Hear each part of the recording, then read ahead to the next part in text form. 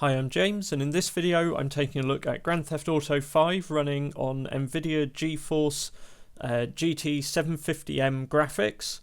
I've cut this down, so first of all I'm looking at the same settings I've tested on other cards, so 1366 by 768, low detail, and we're just looking at the final test here of the 4-5 sequences, the sort of longer gameplay test.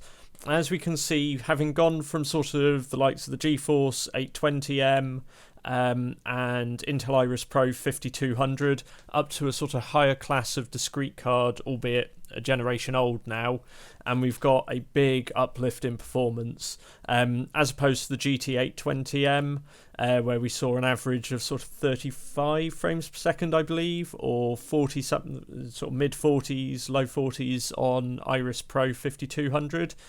Here we're seeing an average of, I believe it was 88 frames per second through this test, and more importantly, it very, very rarely drops below 60 frames per second. So if you're willing to sort of compromise on detail and want to play on a laptop equipped with the 750M, then if you're running on sort of these lower detail settings and 1366 by 768 or a similar resolution, you should get a very good, very smooth experience. It's not going to be the prettiest the game can look, but if you're looking to play it online, or if you're getting into the later missions and you want those quick responses, minimal lag and delay in the game, this is going to be a good setup for running the game smoothly and playing it well. We're also in a moment then going to look at the game on what were the recommended detail settings or the automatic detail settings and 1080p. So if we just let this test finish.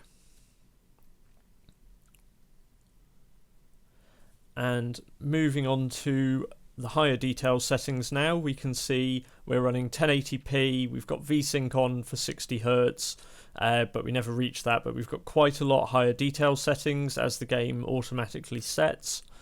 And again, running into this test now, we're getting 20s up to about 30 frames per second in places, so this gives you an idea of playing the game with much higher visual fidelity, higher resolution.